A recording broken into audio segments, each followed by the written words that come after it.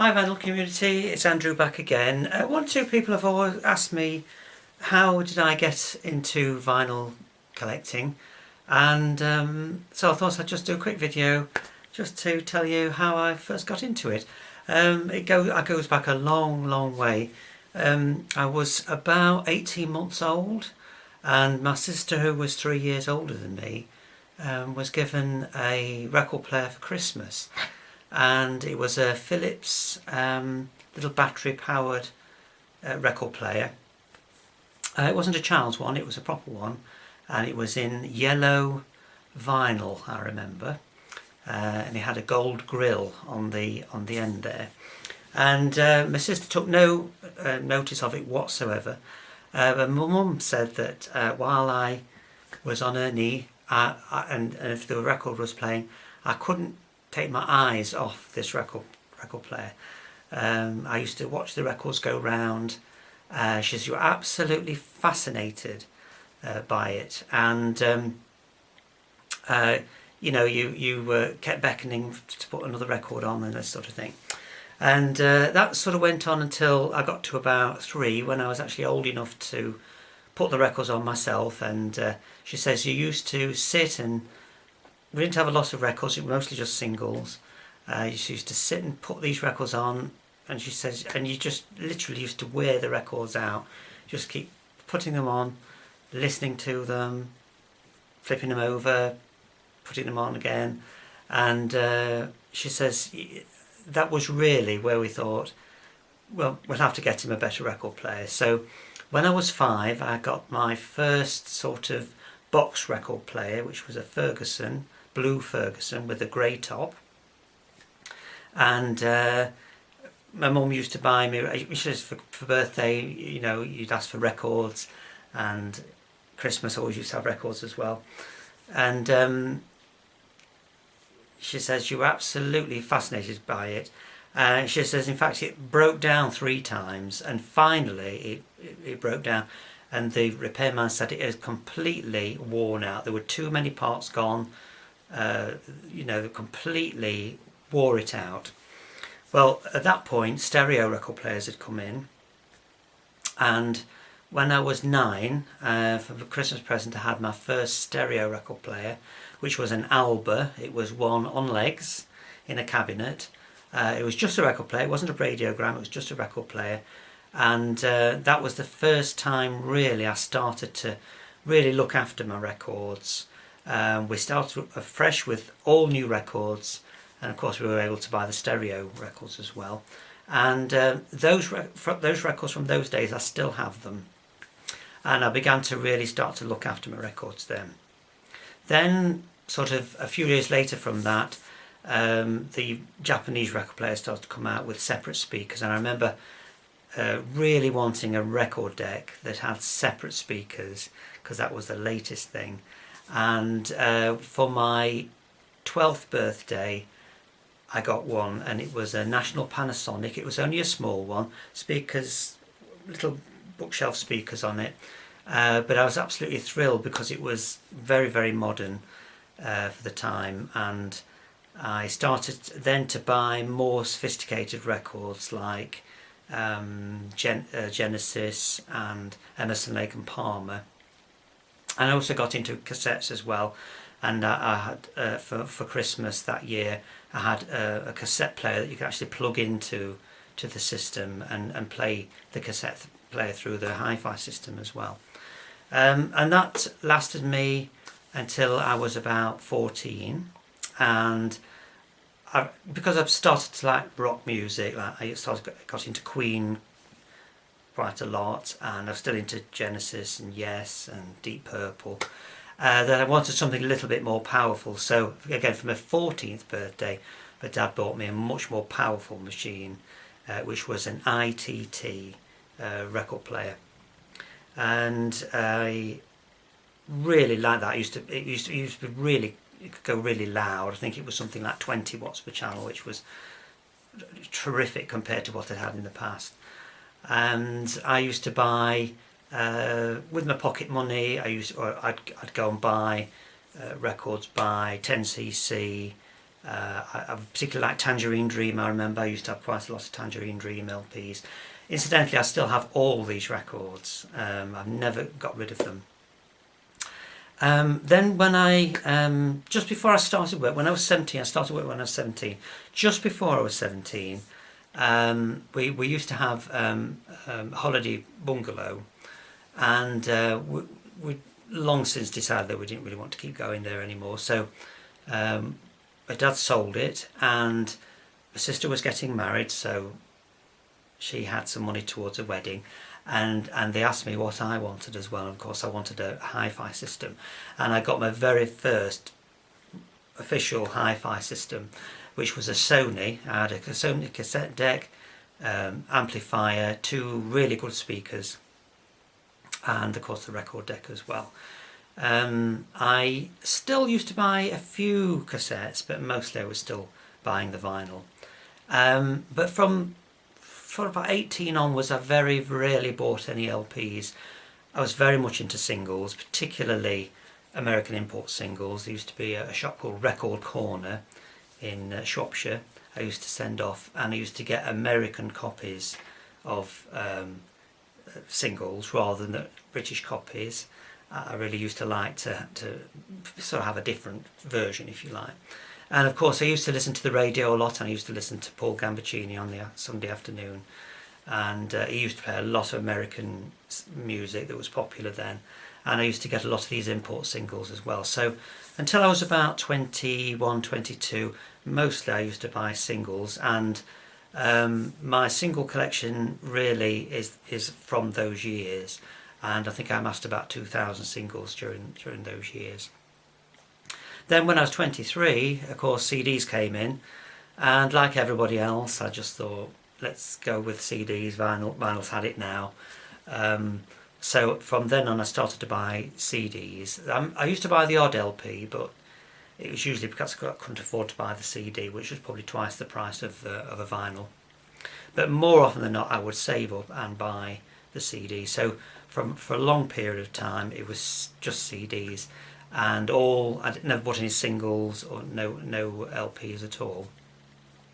And they were stored at my mum's.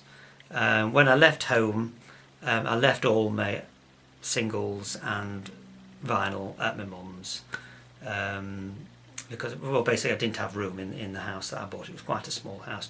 Plus the fact I never played them anyway. I was just buying vinyl. And I went through a stage where I was trying to get a CD version of all the vinyl that I'd got, and it was pretty successful, really. I managed to replace most of my vinyl records with CDs. But there was always those vinyl records that I could never get on a CD, who hadn't been issued on a CD. And of course all my singles as well. I couldn't buy all on compilation albums and things like that. So when mini discs came out, the Sony mini disc came out, I decided I would transfer all my singles onto the mini discs. And I went through a period where I would make these compilations of all the singles that I'd got, and put them onto mini disc, and that served me well for a number of years. And then after a while, when I couldn't get the CD versions of various albums, I decided to put those onto mini disc as well. Well, by this time my record deck had really sort of perished and seized up, so I went to Richer Sound and I bought quite a cheap record deck, because my intention would be that I would transfer these albums onto mini disc. And I did start to do that, but it suddenly dawned on me, this would be probably about 1998, something like that. Why not just play the album? Why transfer it onto mini disc and play the mini disc? Why not just play the album? And at that point, I decided that I decided that it was just a silly idea, and I'd just go and fetch the album from my mum's and play it.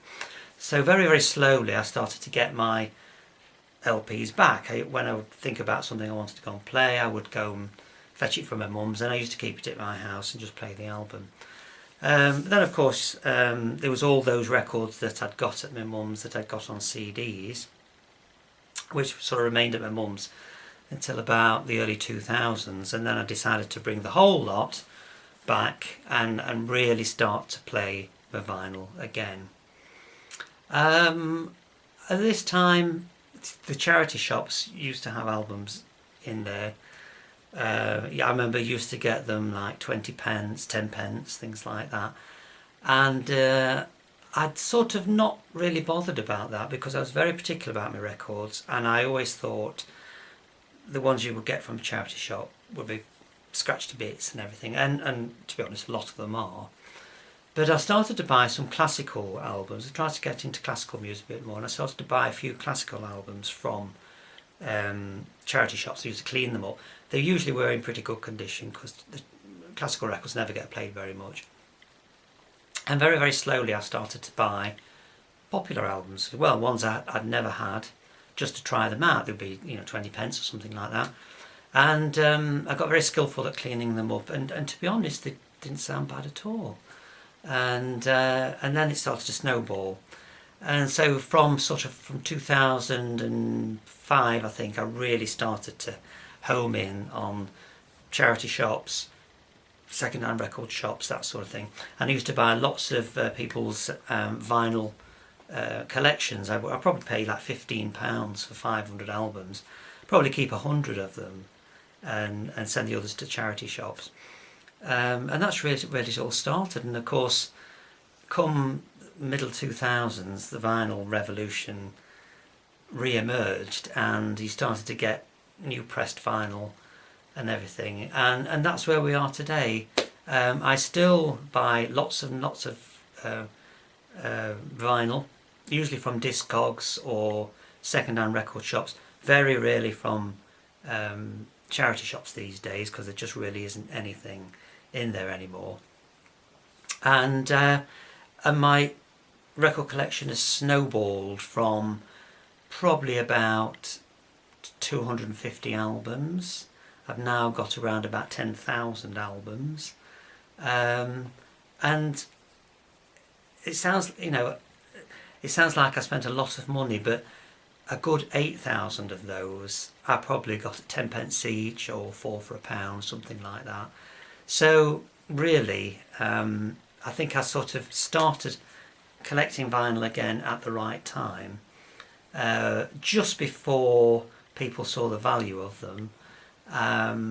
People were selling the collections off because I think they thought they would never be able to buy record players anymore. Charity shops didn't see any value in them, and they were selling them for 10 pence each, or 5 for £1 or whatever. And that's where I got the majority of my albums. The ones I buy now are I still don't spend a lot of money on vinyl.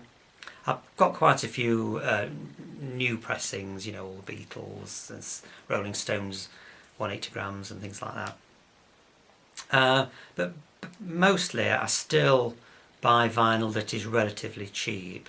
I've got all the records that I've ever wanted, so I tend to buy albums by people I don't really know who they are, and they tend to be quite cheap. I mean, usually £1, £2, something like that. And it's broadened my taste immensely over the years, and I'm still getting albums now for a couple of pounds, and discovering new music, which is an absolute joy. Here I am now, 59 next, and I literally have been collecting vinyl for about 57 years, and I am so glad actually that it's come back, because in those interim years where they were just CDs, it was never the same. I never enjoyed it as much as I did when I was collecting my vinyl in my teenage years and my 20s. And who would have thought it would have come back in the way it has? Now you go into shops and you see vinyl again. So it looks like in my lifetime there will always be vinyl records. I am a vinyl fanatic. My partner thinks I'm absolutely crazy. Doesn't see what I see in them at all. But it's something I've always enjoyed, and I think I always will. Anyway, thanks for listening. I hope I haven't bored you too much. That was a potted history of my vinyl collecting over the years, and I hope you enjoyed it.